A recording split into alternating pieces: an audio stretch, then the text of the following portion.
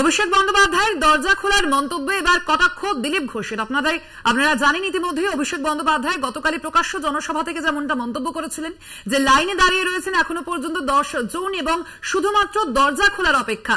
বাংলা থেকে বিজেপিকে উঠিয়ে দেওয়ার মন্তব্য করেছিলেন অভিষেক বন্দ্যোপাধ্যায় এবং তারই এবার কটাক্ষ করলেন দিলীপ ঘোষ। প্রথমেই আপনাদের শোনাবো অভিষেক বন্দ্যোপাধ্যায় কাল প্রকাশ্য জনসভা থেকে ঠিক কি বলেছিলেন। আপনি দল ভাঙানোর খেলা খেলবেন তো?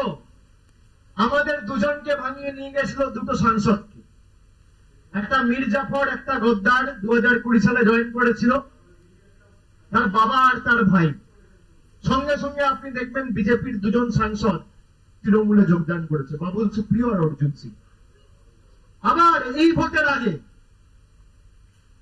ইডির ভয় দেখিয়ে তাপস রায়কে নিয়ে গেছে বিজেপি, প্রার্থী নেই তো, তৃণমূল থেকে নিয়ে গিয়ে প্রার্থী করছে। আমি সঙ্গে সঙ্গে 48 ঘন্টার মধ্যে ওদের আরেকজন এমএলএকে ভাঙিয়ে তৃণমূলে নিয়ে এসেছি। এখনো 10 জন লাইনে আছে। ঠিক টাইমে দরজা খুলবো, এই দলটাকে উঠিয়ে দেবো বাংলা থেকে। আমি কথা দিয়ে যাচ্ছি, আপনারা ঐক্যবদ্ধ থাকুন, উঠিয়ে দেবো।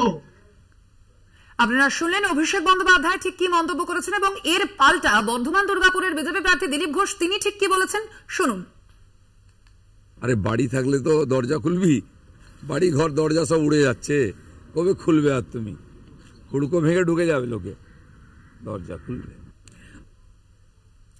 আপনারা শুনলেন বর্ধমান দুর্গাপুরের বিজেপি প্রার্থী দিলীপ ঘোষের মন্তব্য। গতকালে অভিষেক বন্দ্যোপাধ্যায় যেমনটা মন্তব্য করেছিলেন, অর্থাৎ লাইনে এখনো 10 জন দাঁড়িয়ে রয়েছে, শুধুমাত্র দরজা খোলার অপেক্ষা, বাংলা থেকে এই দলটিকেই উঠিয়ে দেব, এমনই মন্তব্য করেছিলেন অভিষেক বন্দ্যোপাধ্যায়। বিজেপিকে নিশানা করেছিলেন তিনি এবং সেই মন্তব্যের পাল্টায় কিন্তু আজ বর্ধমান দুর্গাপুরের বিজেপি প্রার্থী দিলীপ ঘোষ তিনি যেমনটা বলেছেন, বাড়ি থাকলে তবে তো দরজা খুলবি, বাড়ি ঘর দরজা খুলে যাচ্ছে, কবে আর তুমি খুলবে, এমনই মন্তব্য করেছেন দিলীপ ঘোষ।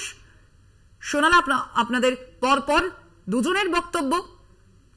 লোকসভা নির্বাচনের আবহে ক্রমশ উত্তপ্ত হচ্ছে রাজ্য রাজনীতি, কটাক্ষ পাল্টা কটাক্ষ চলছে শাসক বিরোধী রাজনৈতিক দলের মধ্যে।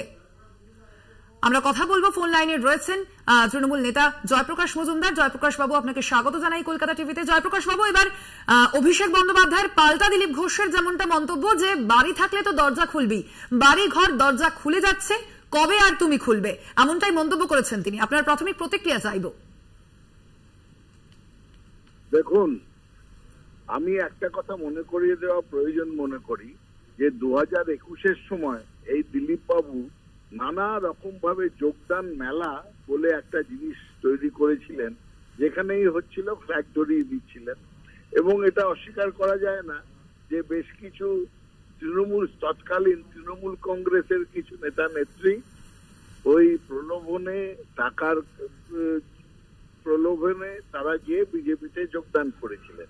2021-এ এই দিলীপ বাবুরা তখন প্রায় 121 জনকে, সদ্য দলে আসা লোককে তারা টিকিট দিয়েছিলেন 294-এর মধ্যে, এবং তাদের মধ্যে 7-8 জন বাদ দিয়ে অধিকাংশ সবাই পরাজিত হয়েছিলেন।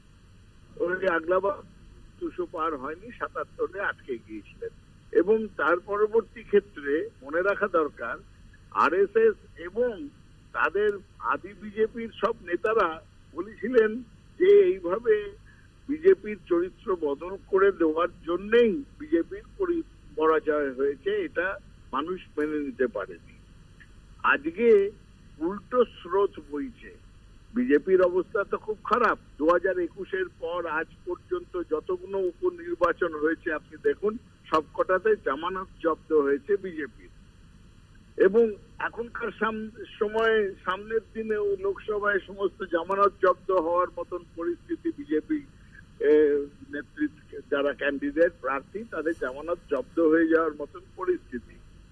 সেক্ষেত্রে তৃণমূল কংগ্রেসের সত্যি ঘটনা তো, দরজা খুলে দিলে সমস্ত বিজেপির নেতা নেত্রী যারা আছেন, যারা জায়গা পাচ্ছেন না, সেইটা বলেছেন অভিষেক গতকাল যে আমরা চাইছি না, আমরা খুলছি না, কিন্তু যদি আমরা একবার আহ্বান করি তা দলে দলে তারা আসবে, এটাই বলেছেন। কিন্তু এটা নিয়ে সাবধান হতে হবে না। তৃণমূল কংগ্রেসের একটা খুব শক্ত সেফটি নেট আছে। বিজেপি তাদের মতন করে তারা নির্বাচন করতে গিয়ে আজকে পদে পদে তারা বাধা প্রাপ্ত হচ্ছে, কারণ সংগঠন নেই, জেতার আশা নেই। তার জন্যই যে তাদের মনে হতাশা, তার জন্যই দিলীপ বাবু এইসব কথা বলেছেন। একদমই ধন্যবাদ আপনাকে জয়প্রকাশ বাবু আমাদের সঙ্গে কথা বলার জন্য।